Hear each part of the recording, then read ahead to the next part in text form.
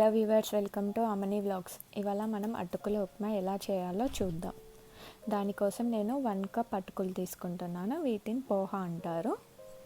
ఈ అటుకులని ఒక 2 times wash చేయండి. ఒకవేళ అటుకులు బాగా గట్టిగా ఉంటే ఒక 10 మినిట్స్ వాటర్లో సోక్ చేసేయండి. అటుకులు ఇలా వాష్ చేసేసుకున్నాక పక్కకు పెట్టేసుకొని ఇప్పుడు మనం అటుకులు ఎలా చేయాలో చూద్దాం. దీనికి ఒక ప్యాన్లో ఒక 1 టేబుల్ స్పూన్ ఆయిల్ వేసేసుకొని ఆయిల్ హీట్ అయ్యాక 1/4 ఆవాలు అలాగే 1 టేబుల్ స్పూన్ జీలకర్ర వేసుకున్నాను. ఇవి జీలకర్ర ఫ్రై అయిపోయాక ఒక 2 to 3 రెడ్ చిల్లీస్ తీసుకున్నాను. ఇప్పుడు ఒక 1/4 మినప్పప్పును శనగపప్పు వేసుకున్నాను.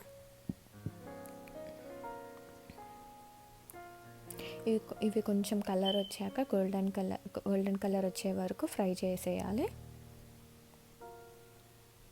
ఇలా ఫ్రై చేసాక నేను ఒక 3 to 4 గ్రీన్ చిల్లీస్ తీసుకున్నాను. మధ్యలో కట్ చేసేసుకున్నాను గ్రీన్ చిల్లీస్. ఇప్పుడు ఒక 1 మీడియం సైజ్ ఆనియన్స్ తీసుకోవాలి. సో ఇది వచ్చేసి నేను ఇద్దరికి సరిపోయే మందం చేస్తున్నాను అటుకులు. సో ఇద్దరికే కాబట్టి ఒక 1 మీడియం సైజ్ ఆనియన్ సరిపోతుంది. ఇది గోల్డెన్ కలర్ వచ్చే వరకు ఫ్రై చేసేసుకోవాలి.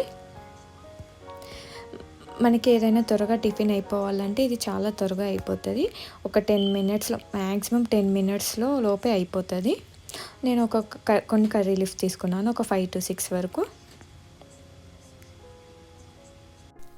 కర్రీ లీఫ్ ఫ్రై అయిపోయాక ఒక టేబుల్ స్పూన్ పెసరపప్పు తీసుకోవాలి. చాలామంది పెసరపప్పు తీసుకోరు. సో పెసరపప్పు తీసుకుంటే టేస్ట్ బాగా వస్తుంది. ట్రై చేయండి మీరు కూడా.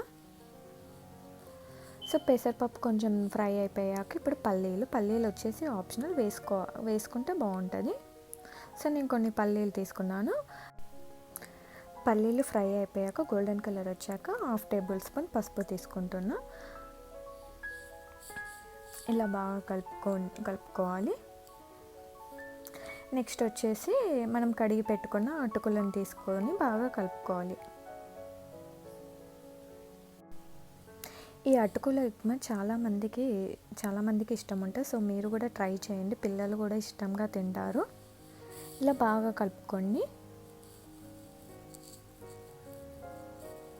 సో ఇలా మొత్తం కలుపుకున్నాక నేను సాల్ట్ వేసాను.